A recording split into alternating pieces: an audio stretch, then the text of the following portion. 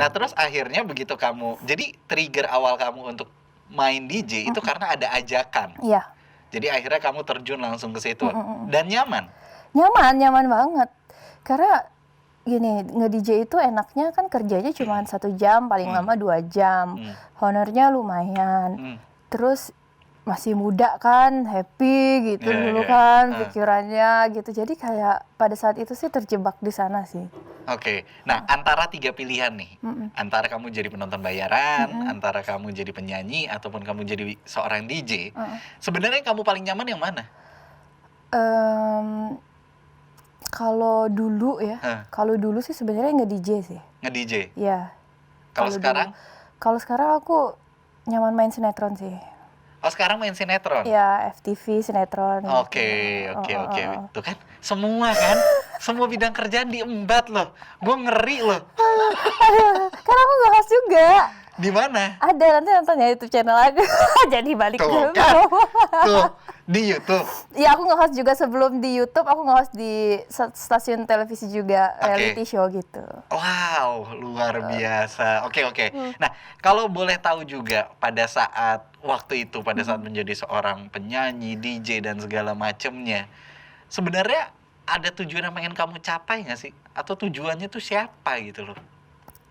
Kalau mungkin pada saat itu karena masih muda, terus udah gitu, ya itu tadi aja, aku senang tampil gitu. Jadi segala sesuatu yang bersifat menampilkan diriku, aku suka gitu. Jadi orang bisa nonton aku, bisa menikmati karya aku suka aja gitu. Cuma memang aku sih sempat berpikir kayak apa ya yang harus gue fokusin, yang mana ya, kayak gitu kan.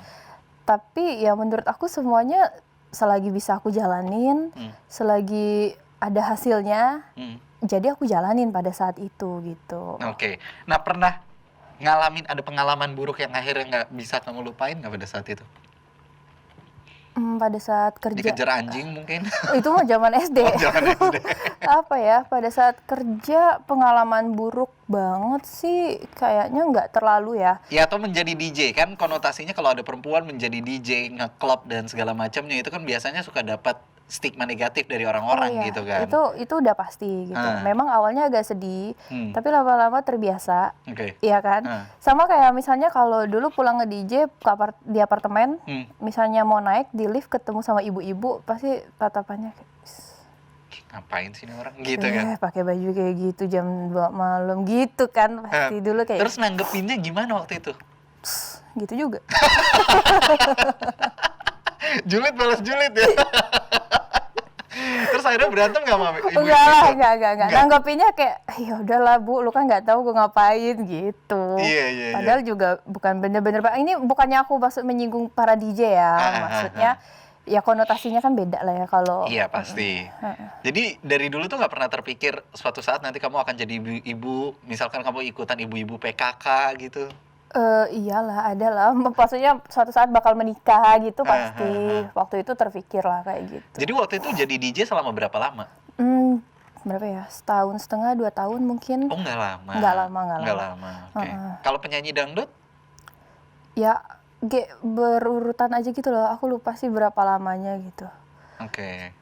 Ya. Nah, akhirnya kan waktu itu berarti duniawinya bisa dibilang cukup tercapai lah. Iya, duniawi banget sih. Iya, duniawi banget kan. Apa yang kamu cita-citakan itu kesampaian. Kamu pengen tampil, kamu dapat itu semua. Kamu jadi penonton bayaran, kamu jadi penyanyi dangdut, terus juga kamu menjadi seorang DJ. Tapi akhirnya, alhamdulillah, sekarang Laras ini kan bisa dibilang hijrah. Amin. Iya kan? Ke jalan yang lebih baik gitu. Apa yang akhirnya men-trigger Laras sendiri nih untuk hijrah gitu loh? Jadi sebenarnya kan jadi pekerjaan itu kan capek ya. Oke, ini udah mulai serius. Serius. Perhatiin ya, baik-baik ya. Jadi pekerjaanku itu kan capek ya, nge-DJ itu.